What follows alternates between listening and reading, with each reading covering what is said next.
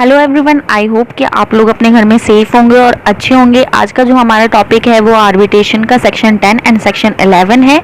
तो चलिए हम स्टार्ट कर देते हैं। Section 10, number of arbitrators. Section 10 का सबसेक्शन 1 हमारा बोलता है the parties are free to determine the number of arbitrators provided that such number shall not be an even number. Subsection 1 हमारा ये बोलता है कि पार्टीज फ्री हैं, वो जितने चाहे उतने आर्बिट्रेटर्स रख सकती हैं, बट वो आर्बिट्रेटर इवन नंबर के नहीं होने चाहिए, वो आर्बिट्रेटर्स ऑड नंबर के होने चाहिए, जैसे 1, 3, 5, 7।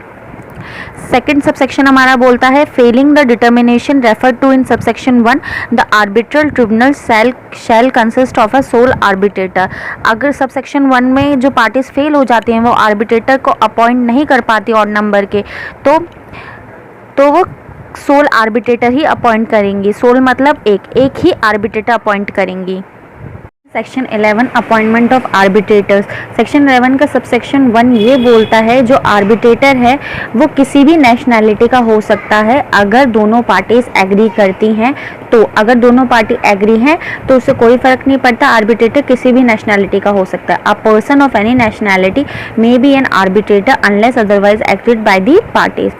अब हमारा सबसेक्शन 2 ये बोलता है subject to subsection 6 the parties are free to agree on a procedure for appointing the arbitrator और आर्बिट्रेटर्स। सब्जेक्ट टू सबसेक्शन 6 के अकॉर्डिंग पार्टीज फ्री हैं, वो जिस मर्जी प्रोसीजर से आर्बिट्रेटर्स को अपॉइंट कर सकती हैं। सबसेक्शन 3 हमारा बोलता है failing any agreement refer to in subsection 2।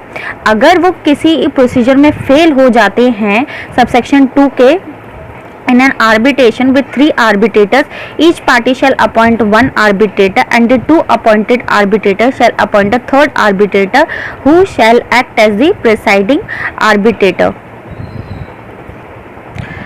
जो आर्बिट्रेशन में जो 3 आर्बिट्रेटर्स हैं दोनों पार्टीज एक आर्बिट्रेटर अपॉइंट करेगी। जो दोनों पार्टीज के अपॉइंट करे हुए आर्बिट्रेटर हैं वो 3rd आर्बिट्रेटर अपॉइंट करेंगे, जो कैसे लीड करेगा, जो होगा प्रिसाइडिंग आर्बिट्रेटर। अगर अपॉइंटमेंट प्रोसीजर जो अभी हमने सबसेक्शन 3 अप्लाई हुआ है, ये सबसेक्शन 4 सबसेक्शन 3 के बारे में बात कर रहा है, अप्लाई हुआ है, तो ये एक क्लॉज देख लेते हैं। A party fails to appoint an arbitrator within 30 days from the receipt of a request to do so from the other party। देखो एक मिनट रुकना। सबसेक्शन हमने 3 में देखा कि अकॉर्डिंग टू सबसेक्शन 2 अगर पार्टी फेल हो जाती है अपॉइंट करने के लिए आर्बिट्रेटर तो क्या होगा। अब सबसेक्शन 4 में हमें ये बताया गया है कि अगर वो सबसेक्शन 3 का प्रोसीजर करती है, ए पॉइंट में हमें ये बताया गया अगर पार्टी फेल हो जाती हैं, 2 पार्टीज हैं ए और बी ने ए को बोला कि आप अभी आर्बिट्रेटर अपॉइंट कर लीजिए। अब जब बी ने जिस डेट को बोला ए को, उस डेट से 30 डेज के अंदर ए को आर्बिट्रेटर अपॉइंट करना है। अगर वो नहीं कर पाता है तो ये हो गया first, a party fails to appoint an arbitrator within 30 days from the receipt of a request to do so from the other party. अभी मैंने बताया ना, बी जिस दिन से ए को बोलेगा आर्बिट्रेटर अपॉइंट करने के लिए, उस डेट से 30 डेज में अगर वो अपॉइंट नहीं कर पाता है तो एक साथ बताऊंगी। The 2 appointed arbitrator fail to agree on the 3rd arbitrator within 30 days. जो भी मैंने आपको 3 आर्बिट्रेटर वाला बताया था, अगर जो 2 आर्बिट्रेटर है, ये आर्बिट्रेटर फर्स्ट, ये आर्बिट्रेटर सेकंड, वो दोनों ही मिलके 30 डेज के अंदर 3rd आर्बिट्रेटर अपॉइंट नहीं कर पाता तो जो अपॉइंटमेंट है वो पार्टी के रिक्वेस्ट पे chief justice of India, supreme court, high court या उनके द्वारा अपॉइंट करे हुए किसी इंस्टीट्यूशन या किसी पर्सन के थ्रू वो आर्बिट्रेटर अपॉइंट होगा। ये दोनों केसेस में अगर पार्टी फेल हो जाती है आर्बिट्रेटर को अपॉइंट करने में, या आर्बिट्रेटर फेल हो जाते हैं 3rd आर्बिट्रेटर को अपॉइंट करने में, तो उस केस में Chief justice of India appoint करेगी, हाई कोर्ट अपॉइंट करेगी। अगर वो दोनों नहीं करते हैं तो वो अपने थ्रू किसी पर्सन को अपॉइंट करेंगे जो ये 3rd आर्बिट्रेटर या सिंगल आर्बिट्रेटर अपॉइंट करेंगे। ये है सबसेक्शन 4। अब आ जाते हैं सबसेक्शन 5 में फेलिंग। अब हमारे सबसेक्शन 5 ये बोलता है अगर पार्टी सबसेक्शन 2 के अकॉर्डिंग सोल आर्बिट्रेटर के लिए फेल हो जाती है, दोनों पार्टी 30 डेज़ के अंदर एग्री नहीं कर पाती हैं, तो उस केस में भी जो सोल आर्बिट्रेटर का अपॉइंटमेंट है वो सुप्रीम कोर्ट या हाई कोर्ट या उनके थ्रू अपॉइंटेड कोई पर्सन या इंस्टीट्यूशन द्वारा ही वो आर्बिट्रेटर अपॉइंट होगा। ये है सबसेक्शन 5। हमारा सबसेक्शन 6 ये बोलता है जो अपॉइंटमेंट प्रोसीजर के थ्रू अगर पार्टीज फेल हो जाती हैं सोल आर्बिट्रेटर को अपॉइंट करने में, या फिर थर्ड आर्बिट्रेटर जो 2 अपॉइंटेड आर्बिट्रेटर है थर्ड आर्बिट्रेटर को अपॉइंट करने में वो अपॉइंटमेंट नहीं कर पाते हैं 30 डेज़ के अंदर, तो वो चीफ जस्टिस ऑफ इंडिया या हाई कोर्ट या उनके द्वारा अपॉइंट करे हुए उस पर्सन को बोल सकते हैं कि वो उनके बिहाफ में आर्बिट्रेटर अपॉइंट करें। तो बेसिकली जो सबसेक्शन 4, 5, 6 है वो आर्बिट्रेटर को अपॉइंट करने के लिए रिलेटेड है। तो आप थोड़ा ऐसे ही याद कर लेना, 4, 5, 6 is for appointment of arbitrator. Arbitrator appoint कौन कर सकता है?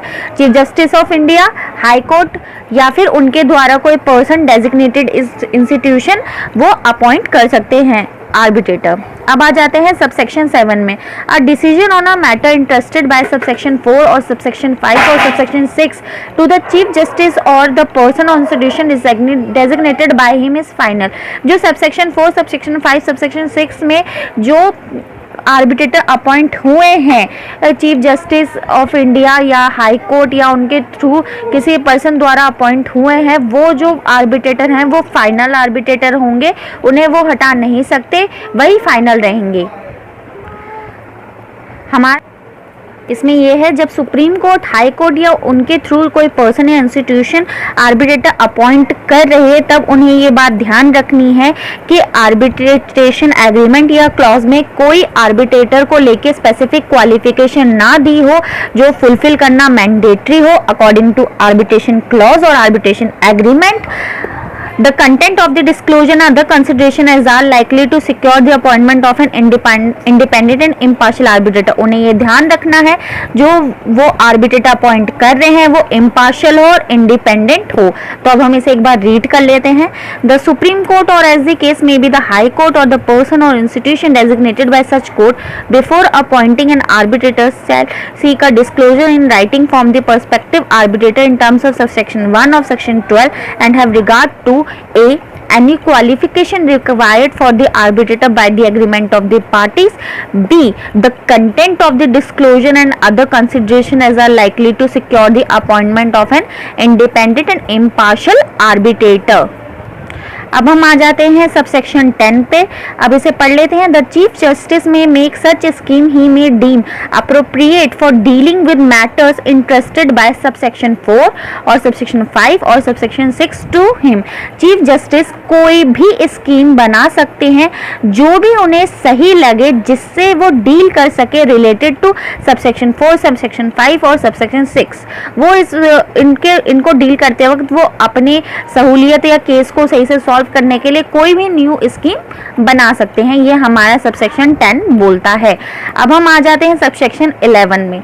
रीड कर लेते हैं। Where more than one request has been made under subsection 4 और सबसेक्शन 5 और subsection 6 to the chief justice of different high court और their designates the chief justice और is designate to whom the request has been first made under the relevant subsection shall alone be competent to decide on the request। Subsection 11 बोलता है अगर arbitrator को appoint करने के लिए एक से ज़्यादा बार रिक्वेस्ट आ चुकी है तो उसमें उस चीज़ में क्या करेंगे। सपोज करो एक पार्टी दिल्ली की है और एक पार्टी मुंबई की है, दोनों ने अपने अपने हाई कोर्ट में अपील कर दी आर्बिट्रेटर को अपॉइंट करने के लिए। तो इस केस में जिसने पहले अपने हाई कोर्ट में अपील करी है आर्बिट्रेटर को अपॉइंट करने में, तो वही हाई कोर्ट डिसीजन लेगा। जिसके पास पहले अपील पहुंची है वही अपॉइंट करेगा। ये हमारा सबसेक्शन 11 बोलता है। अब हमारा सबसेक्शन 12A-B ये बोलता है अगर सबसेक्शन 4, 5, 6, 7, 8, 10 इंटरनेशनल आर्बिट्रेशन में अराइज हुआ है तो उस केस में जो चीफ जस्टिस ऑफ इंडिया है उसको रेफर किया जाएगा। अगर international commercial arbitration international level में हुआ है तो उस केस में जो आर्बिट्रेटर अपॉइंट होगा सबसेक्शन 4, 5, 6, 7, 8, 10 के अकॉर्डिंग अपॉइंट करेंगे, वो करेंगे chief justice of India.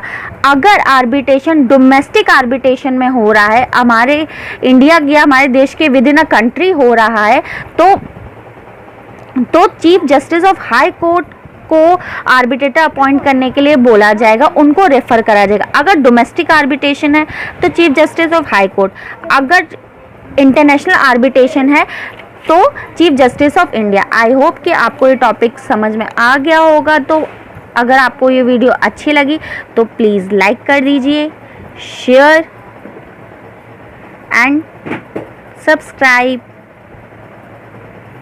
Thank you. हाँ, थैंक यू कहता है।